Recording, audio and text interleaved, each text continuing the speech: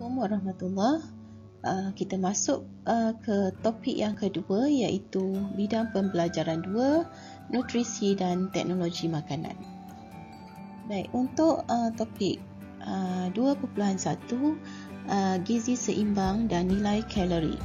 Okey, untuk tajuk ini ada beberapa hasil pembelajaran yang perlu kamu dapat setelah selesai mengikuti tajuk ini. Okey, yang pertama, kamu perlu tahu memerihalkan gizi seimbang. Yang kedua, kamu boleh menjalankan eksperimen untuk menganggarkan nilai kalori dalam sampel makanan. Okey, tetapi untuk eksperimen ini kita perlu tangguhkan memandangkan keadaan sekarang. Kita masih lagi dalam proses PDPR. InsyaAllah setelah selesai sesi pelajar SPM 2020 menduduki SPM, sehingga bulan Mac nanti kita akan bersemuka dan kita akan jalankan eksperimen ini. Dan yang ketiga, mewajarkan kesan pengambilan jumlah kalori yang tidak menepati keperluan individu. Baik, kita tahu tentang gizi seimbang daripada tajuk-tajuk semasa pembelajaran tingkatan 2, dan hari ini kita tengok semula apakah gizi seimbang. Gizi seimbang ialah pemakanan yang mengandungi semua kelas makanan yang diperlukan oleh badan seseorang dalam kuantiti yang betul. Okey, cikgu ulang. Gizi seimbang adalah pemakanan yang mengandungi semua kelas makanan yang diperlukan oleh badan seseorang dalam kuantiti yang betul. Okey. Baik. Gambar foto 2.1 menunjukkan beberapa contoh masalah kesihatan yang disebabkan oleh malnutrisi. Apa itu malnutrisi? Okay, malnutrisi adalah kekurangan atau berlebihan mana-mana kelas makanan yang menyebabkan kesan malnutrisi. Okay, antara contoh kesan malnutrisi seperti penyakit goiter, penyakit scurvy, penyakit marasmus, kwashiorkor dan juga riket. Okay. Baik. Aplikasi konsep pinggan sihat Malaysia dalam kehidupan seharian. Okey, kita perlu makan 3 hidangan utama yang sihat dalam sehari.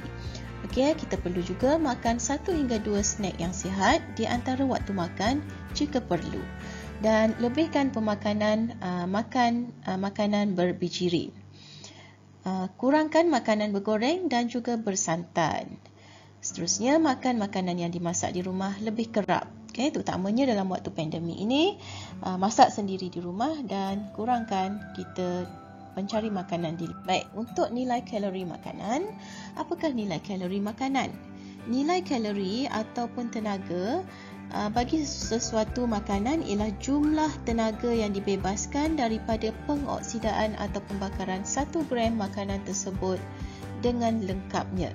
Ini bermakna setiap 1 gram makanan yang kita makan apabila dioksidakan, okay, dengan lengkap, maka ada tenaga yang akan dibebaskan dan jumlah tenaga yang kita perolehi daripada setiap 1 gram makanan itu adalah dipanggil nilai kalori. Okey, unit bagi nilai kalori, tenaga yang dibebaskan oleh pengoksidaan atau pembakaran makanan lazimnya diukur dalam unit kalori ataupun kilokalori ataupun joule ataupun kilojoule. Okey, 1 kalori bersamaan dengan 4.2 joule. Dan 1 kilokalori bersamaan dengan 4,200 joule. Bersamaan juga dengan 4.2 kilojoule. Unit SI bagi nilai kalori ialah joule per kilogram.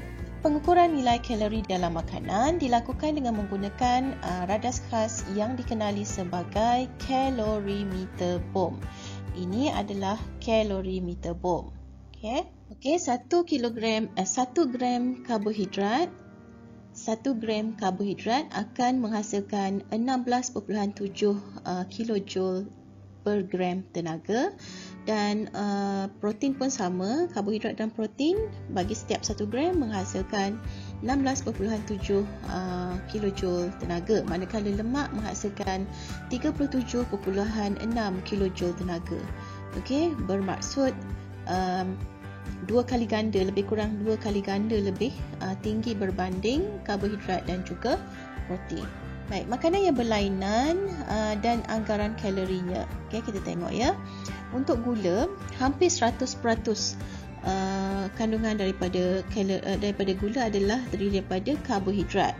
Untuk daging pula, 69% adalah kandungan air, 18% adalah protein dan 13% adalah lemak. Untuk minyak sawit, 100% terdiri daripada lemak.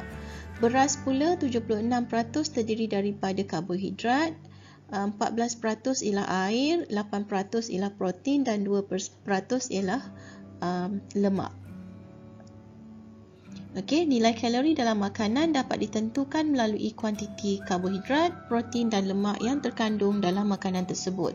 Jadi, untuk pengiraan kalori, kita perlu tahu jisim setiap jenis kumpulan makanan yang kita makan. Okey, contohnya tadi, kalau karbohidrat diambil dalam 100 gram, maka kita perlu darabkan dengan jumlah kalori yang dihasilkan bagi setiap 1 gram tadi. 1 gram karbohidrat menghasilkan 16.7 kilojoule kalori. Okey, jadi bermaksud kalau ambil 100 gram, kita perlu darabkan 16.7 kilojoule tersebut dengan 100 gram lah. Dan kita akan dapat nilai kalori. Okey, berikut adalah makanan yang berbeza dan anggaran nilai kalorinya. Okey, contoh kita tengok untuk nasi.